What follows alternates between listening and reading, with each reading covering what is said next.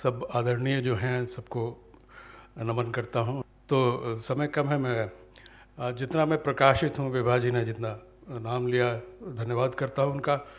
तो वो सब तो आप उसमें से कई कविताएं जानते हैं और जानने का ज़रिया है। मैं कोशिश करता हूँ कि जो अभी प्रकाशित नहीं है उन संग्रहों से कुछ छोटी छोटी कविताएं आपको सुनाऊँ, समय का ध्यान रखते हुए। ये मार्च का महीना है और इसमें अक्सर हमें महिलाएं और स्त्रियां याद आ जाती हैं 8 मार्च के चलते। तो कुछ 3 कविता संग्रह मेरे संयोग से कोई प्रकाशित नहीं है, जो इसमें स्त्रियों से जुड़ी कविताएं हैं। मैं उससे छोटी छोटी कविताएं आपको सुनाता हूँ। पहला जो है वो माँ के साथ संग्रह है। उसके समर्पण में जो एक कविता है, बहुत छोटी सी कविता है, अनात्म कथा।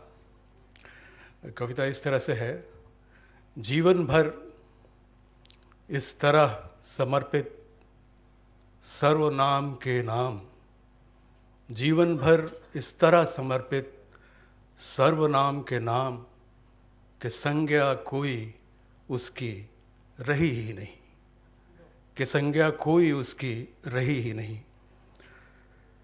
इसकी जो पहली कविता है, उपस्थिति,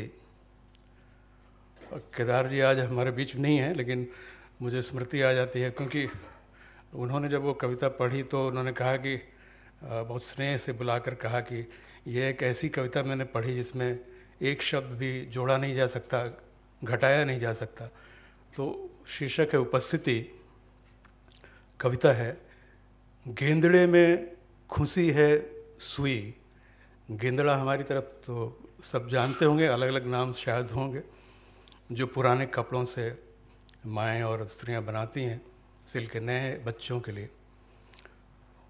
नवागतों के लिए। तो गेंदड़े में खुशी है सुई, माँ होगी यहीं कहीं। गेंदड़े में खुशी है सुई, माँ होगी यहीं कहीं। तो यह कविता कुल 8-9 शब्दों की है। कुछ इसी तरह इतनी छोटी एक कविता और है, शीर्षक है चंद्र बिंदी। माँ बिंदी नहीं, माथे पर चंद्र बिंदी लगाओ ना। माँ बिंदी नहीं, माथे पर चंद्र बिंदी लगाओ ना, जैसे मैं सजाता लिखते हुए माँ, जैसे मैं सजाता लिखते हुए माँ। और उपस्थिति से कविता संग्रह शुरू होता है और इसके लगभग आखिर में कविता है संसार का सबसे बड़ा झूठ। कविता है: ईश्वर के बारे में कोई कहता तो मान लेता, फिर भी ईश्वर के बारे में कोई कहता तो मान लेता, फिर भी इतनी बेमतलब बेमानी बात आज तक किसी ने नहीं कही। संसार का सबसे बड़ा झूठ है कि माँ अब नहीं रही।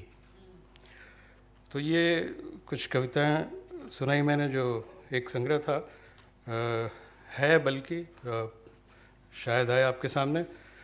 और एक और संग्रह है नींद में नाच, उससे एक कविता मैं आपको सुनाता हूँ। शीर्षक है नवरात्रि दशरूपा। नवरात्रि के दिन एक स्त्री जल्दी जल्दी किए जा रही कई काम एक साथ, जैसे हों उसके 10 हाथ। एक हाथ से घर के देवताओं के चरणों से हटाती धूल, दूसरे से पति को पकड़ाती प्याला गर्म चाय का, बिसूरते छोटे को संभालती तीसरे से, चौथे से खिलाती बड़े को, पांचवें में लिए छुरी खट खट काटती सब्जी। छठा बड़ा है आंच की ओर चलाने के लिए खदकती दाल, सातवां लगा रहा अगम कोनों में झाड़ू, उसके बाद करना पोंछा। आठवें से उतारती अलगनी से कपड़े सूखे, नवें से गोत रही जिन्हें धोना है अभी, 10वें हाथ से थोपती सिर पर आंवला। निपटा रही भाग दौड़कर काम तमाम घर संसार के, मामूली वह स्त्री इस तरह जैसे भीतर उसके उतर आई समाई हों कितनी शक्तियां दैवी। 10 हाथ फैलाए 10 दिशाओं में, 10 हाथ फैलाए 10 दिशाओं में, समेट रही सब कुछ जल्दी जल्दी, कि चाहती है देखने जाए बाहर प्रतिबिंबों सी सजी अपनी ही तरह की प्रतिमाएं, इससे पहले के विसर्जित हो जाएं। और अब समय का अंदाज़ा, इसलिए मैं एक छोटी सी कविता आपको सुनाता हूँ। लग रहा है समय हो गया, पर 1 मिनट में आपका चूँकि वो त्रय में पूरा कर लेना चाहता हूँ। तीसरा जो है, जो कविता संग्रह की पांडुलिपि है, वो है स्त्री सूक्त। उससे एक छोटी सी कविता है, शीर्षक है दुख का पता। वो मैं आपके सामने रख रहा हूँ। 1 मिनट और आपका लूँगा। आगे के जो हमारे कवि मित्र हैं माफ़ करेंगे, मुझे उनका समय ख़त्म होता नज़र आ रहा है। दुख का पता। वह उस स्त्री को नहीं जानता था, उसकी देह को जानता था।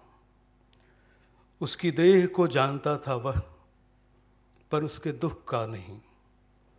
उसकी देह को जानता था वह, पर उसके दुख को नहीं। फिर वह अपने दुख से पहचानने लगा थोड़ा थोड़ा लक्षण उस दुख के, मगर हाथ रखता यहाँ तो छिटक कर दूसरी ओर दुख किलकता किसी बच्चे सा। जब तक वह बताती कि दुख है पूरी देह ही, आत्मा उसकी जा चुकी थी उस देह से परे।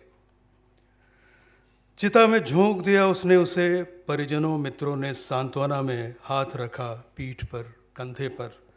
आखिर वह थी उसकी सहचरी, सहधर्मिणी। उसने राहत की सांस ली कि देह के साथ भस्म हो गया होगा दुख भी उसका। उसे पता नहीं था कि बदलता रहता दुख अपना पता। बहुत बहुत धन्यवाद।